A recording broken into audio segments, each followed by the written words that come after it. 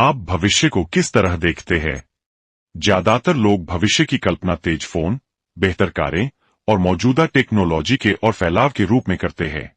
यह निश्चित रूप से प्रगति है, लेकिन पीटर थियल इसे 1 to n प्रोग्रेस कहते हैं, यानी जो पहले से एग्जिस्ट करता है उसकी नकल करना और उसे थोड़ा बेहतर बनाना। असली चुनौती और सबसे बड़ा अवसर 0 to 1 में छुपा है, यानी कुछ ऐसा बनाना जो पहले से अस्तित्व में हीन हो, एकदम नया और अनोखा। जब पहली बार स्मार्टफोन बना, वह 0 to 1 मूवमेंट था। उसके बाद आने वाले हर नए मॉडल सिर्फ 1 to n इम्प्रूवमेंट थे। थियल का मानना है कि हमारी दुनिया को और ज्यादा 0 to 1 थिंकिंग की जरूरत है, क्योंकि यही नए इंडस्ट्रीज क्रिएट करती है, नई नौकरियां पैदा करती है और मानवता को सच्ची प्रगति की ओर ले जाती है। यह बुक हमें यही सिखाती है कि कैसे उन अनोखे आइडियाज को ढूंढा और बनाया जाए जो भविष्य को डिफाइन करेंगे।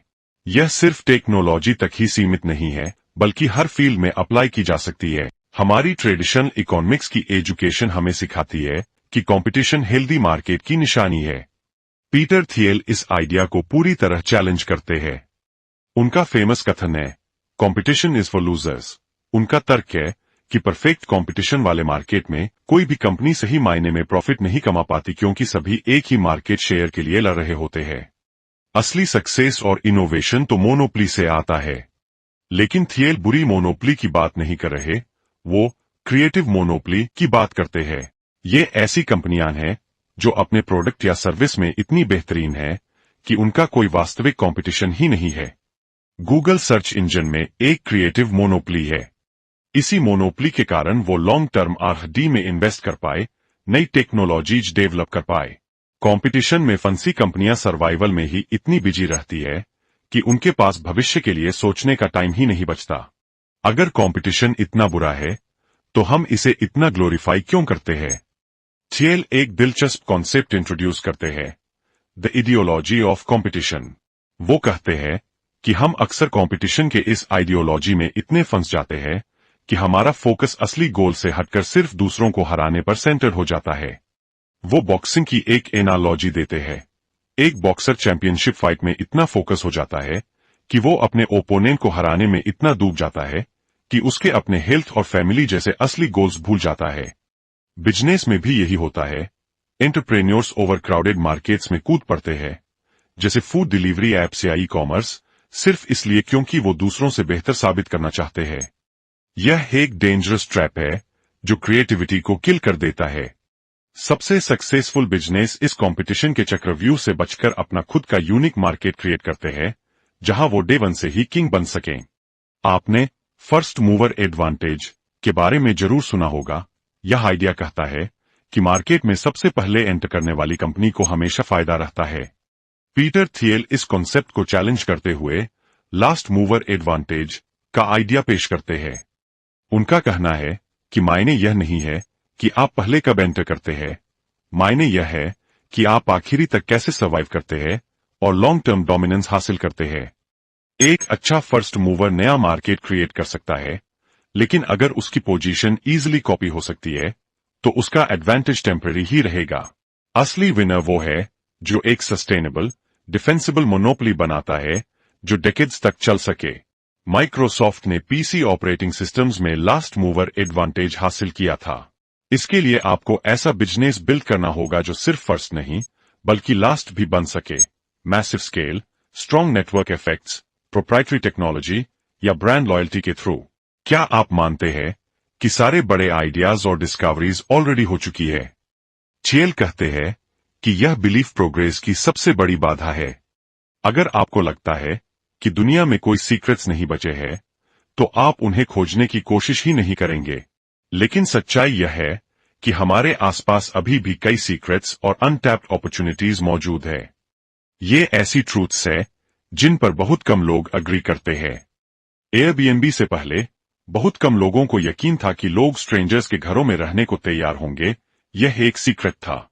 एक वैल्यूएबल सीक्रेट ढूंढना ही किसी ग्रेट स्टार्टअप की फाउंडेशन है।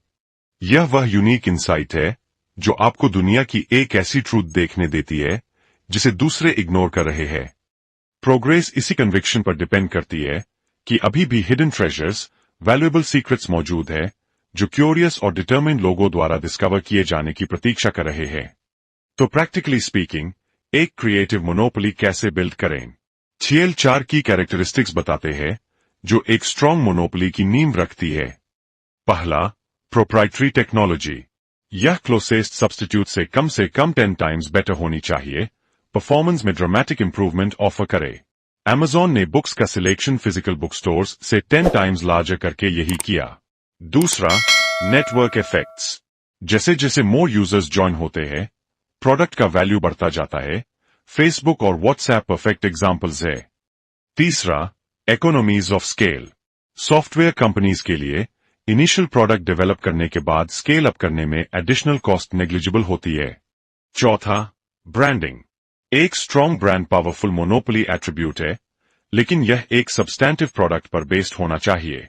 आप एक वीक प्रोडक्ट के लिए स्ट्रॉन्ग ब्रांड नहीं बना सकते।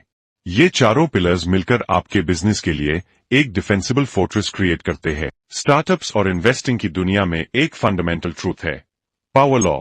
इसका मतलब है कि कंपनीज की एक वेरी स्मॉल हैंडफुल अल्टीमेटली ऐसे रिटर्न्स जनरेट करेगी जो बाकी सभी कंपनीज के कंबाइंड रिटर्न से भी ग्रेटर होंगे। वेंचर कैपिटलिस्ट्स के लिए इसका मतलब है कि फेसबुक जैसी एक कंपनी में उनका इन्वेस्टमेंट उनके एंटायर पोर्टफोलियो के बाकी सभी इन्वेस्टमेंट्स के टोटल वैल्यू से भी ज्यादा वैल्यूएबल होगा। एक एंटरप्रेन्योर के रूप में इसका एक क्रूशियल इंप्लीकेशन है, आप डजन्स डिफरेंट अपॉर्चुनिटीज में अपनी एनर्जी स्प्रेड नहीं कर सकते। आपको सिंगल मोस्ट प्रॉमिसिंग अपॉर्चुनिटी ढूंढनी होगी और उस पर कंप्लीटली फोकस करना होगा। पावर लॉ का मतलब है कि आपके विच मार्केट टू एंटर और विच कंपनी टू बिल्ड के डिसीजंस एक्सट्रीमली इंपॉर्टेंट है। एक सिंगल डिसीजन बाकी सभी डिसीजन से वास्टली मोर इंपॉर्टेंट होगा, इसलिए आपको रिलेंटलेसली उसी एक बेट को सक्सेसफुल बनाने पर फोकस करना चाहिए। छेल किसी भी बिजनेस आइडिया की स्ट्रेंथ टेस्ट करने के लिए एक प्रैक्टिकल फ्रेमवर्क प्रोवाइड करते हैं। 7 एसेंशियल क्वेश्चंस। पहला, द इंजीनियरिंग क्वेश्चन। क्या आप ब्रेकर थ्रू टेक्नोलॉजी क्रिएट कर सकते हैं, न कि सिर्फ इंक्रीमेंटल इंप्रूवमेंट? दूसरा, द टाइमिंग क्वेश्चन। क्या अभी आपके पर्टिकुलर बिजनेस को स्टार्ट करने का राइट टाइम है? तीसरा, द मोनोपोली क्वेश्चन। क्या आप एक स्मॉल मार्केट शेयर से स्टार्ट कर रहे हैं जिसे आप डोमिनेट कर सकते हैं? चौथा, द पीपल क्वेश्चन। क्या आपके पास राइट टीम है? पांचवां, द डिस्ट्रीब्यूशन क्वेश्चन। आप प्रैक्टिकली कस्टमर्स तक प्रोडक्ट कैसे डिलीवर करेंगे? छठा, द ड्यूरेबिलिटी क्वेश्चन। क्या आपकी मार्केट पोजीशन 10 या 20 इयर्स में भी डिफेंसिबल रहेगी? सातवां, द सीक्रेट क्वेश्चन। क्या आपने एक यूनिक अपॉर्चुनिटी आइडेंटिफाई की है जिसे दूसरे नहीं देखते? एक ग्रेट बिजनेस के पास इन सभी 7 क्वेश्चंस के क्लियर और कंपेलिंग आंसर्स होने चाहिए। छेल एक ऐसी कंपनी कल्चर बनाने की इंपॉर्टेंस पर डिस्कस करते हैं जो इतनी स्ट्रांग और कंपेलिंग हो कि वह एक टाइट निट ग्रुप, एक ट्राइब या एक माफिया जैसी फील करे। गोल यह नहीं है कि फ्री स्नैक्स और पिंग पोंग टेबल्स प्रोवाइड करें। असली गोल है लोगों को एक सेंस ऑफ पर्पस और बिलोंगिंग देना जो उन्हें कहीं और नहीं मिल सकता। जब सभी एम्प्लॉयज कंपनी के कोर मिशन पर अलाइन होते हैं और एक दूसरे पर कंप्लीटली ट्रस्ट करते हैं, तो इंटरनल पॉलिटिक्स और कंफ्यूजन ऑटोमेटिकली खत्म हो जाती है। इस तरह की कल्चर एक्स्ट्राऑर्डिनरी टैलेंट को अट्रैक्ट करती है और एक ऐसा एनवायरनमेंट क्रिएट करती है जहां लोग अपना बेस्ट वर्क कर सकते हैं, फुली कंपनी के 0 to 1 मिशन के प्रति डेडिकेटेड। यह कल्चर ही कंपनी को लॉन्ग टर्म सक्सेस की ओर ले जाती है। एक ऐसी दुनिया में जो अक्सर कमिटीज और कंसेंसस को वैल्यू करती है, छेल सिंगुलर फाउंडर के इंपॉर्टेंस के लिए एक स्ट्रॉन्ग केस बनाते हैं। फाउंडर्स इसलिए इंपॉर्टेंट है क्योंकि उनके पास फ्यूचर के लिए एक डेफिनेट और कॉन्ट्रेरियन विजन होता है। वे एक सीक्रेट देखते हैं और हर ऑपोजिशन के अगेंस्ट उसे परस्यू करने का कन्विक्शन रखते हैं।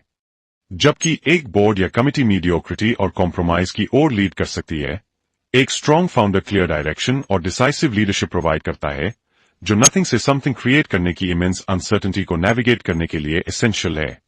फाउंडर का यूनिक पर्सपेक्टिव और डिटर्मिनेशन ही वे कैटलिस्ट्स है जो एक 0 to 1 आइडिया को रियलिटी में बदलते हैं। वे लोग हैं जो एक टीम को उस फ्यूचर को बिल्ड करने के लिए इंस्पायर कर सकते हैं जिसकी उन्होंने कल्पना की है। यह बुक अल्टीमेटली एक कॉल टू एक्शन है, दुनिया को फ्रेश आई से देखने का। यह आपसे ग्लोबलाइजेशन और इंक्रीमेंटलिज्म के अनइंस्पायर्ड पाथ को रिजेक्ट करने का आग्रह करती है। इसके बजाय आपको इंडिपेंडेंटली सोचना सीखना चाहिए। सबसे इंपॉर्टेंट स्किल जो आप लर्न कर सकते हैं वह है how to think for yourself. अपने आप से पूछें, what valuable company is nobody building? What important truth do very few people agree with you on? इन क्वेश्चंस के आंसर्स ढूंढना इनक्रेडिबली डिफिकल्ट है, लेकिन यही एक तरीका है बेटर फ्यूचर क्रिएट करने का। अगला बिल गेट्स कोई ऑपरेटिंग सिस्टम नहीं बनाएगा। अगला लैरी पेज कोई सर्च इंजन नहीं बनाएगा।